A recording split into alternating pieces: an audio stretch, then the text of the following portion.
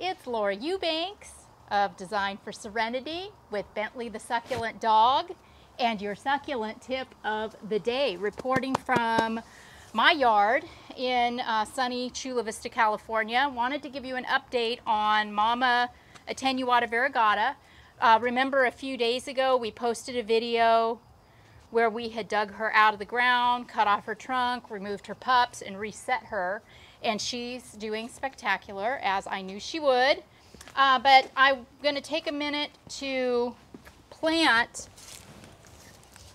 This is the trunk and the root ball that we took off. And that was a really expensive plant. And right now she's worth a lot. She's probably the most valuable plant that I own. So I was thinking about it, and I thought, you know what? You know me.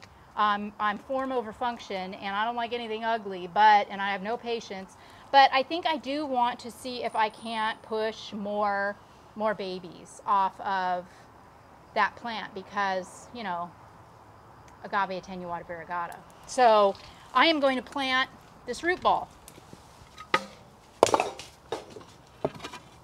Bentley, can you move? Can you excuse me? Thank you. Okay. So I have a pot here. It's just a, garden variety terracotta pot. You can use any pot. I could have used a nursery can, but we just took all of those to the landfill. Don't hate me. I used to recycle them, but the Department of Agriculture here in California has said no more because of soil-borne pathogens. So unfortunately, we have to deep six all of our planting cans now, which is very unfortunate. At any rate, so I have this terracotta pot with a nice drainage hole in it. I'm going to fill it up with a nice sandy soil that is dry, not wet soil, but dry soil. Because you're in the shot. Oh, Bentley, move! Oh, you know what? It doesn't matter if it's wet or dry soil. I'm doing something that I don't usually do. I'm planting a rooted stump. So, of course, it can be damp or wet.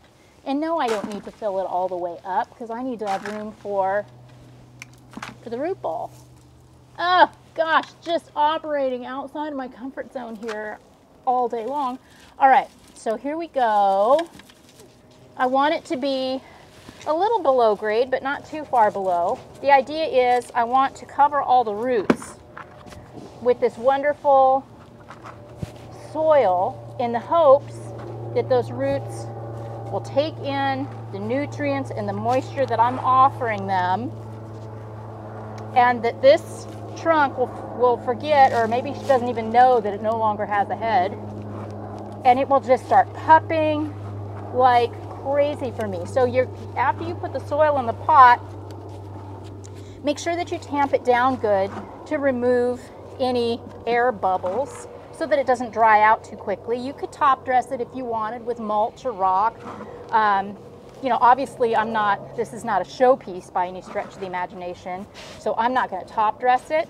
But one thing that I am gonna do that's really, really important, even though I do live in the land of milk and honey in Southern California, and we can throw succulents on the ground and they just grow, I'm gonna put this pot in a shady spot in the garden. I don't want to cause any stress. I want this to be a stress-free environment. This poor plant's just had its head cut off. I think that's enough stress for a minute, don't you? So I'm not gonna water it right away because the soil is a little bit damp. I've tamped it down, and I'm just gonna move the pot over here. Now this is a very shady spot. And it's also not forgotten. We come out here to take out the trash. I come out here to work on the gutters. So I'll see it and remember it. And I can also observe to watch for new pups, to give it a little spray of water if needed, to treat it for insects if that becomes an issue. It's not completely out of sight, out of mind. Now we also, remember we saved some cuttings from that mom. Here's the biggest one that had some variegation on it. And this is the one that I would like to root and see if I can get going. Do I have another pot? Oh yeah, here we go. I've got a couple pots. This one's super cute. Look, it's got succulents on it. Okay, so Let's backfill with a little dirt so that when that cutting does root, it's got something to root into. You might want to harden off your cuttings if you live somewhere where the weather's not perfect like it is here. It's so dry here, and we aren't expecting any rain. So I'm not worried about this rotting or getting wet.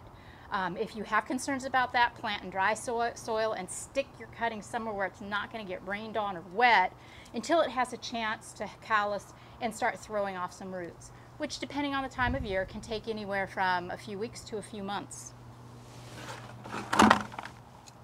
Okay, so I'm just going to rotate that cutting down into the pot. Voila! I've got a beautiful, beautiful plant that I'm going to encourage to root. Then once she does develop a root system, I'll plant it in the garden, and maybe she will grow to be as magnificent as her mother. This has been Laura Eubanks reporting with Bentley the Succulent Garden. Now you're the succulent dog in my succulent garden with your succulent tip of the day. Peace out, everybody.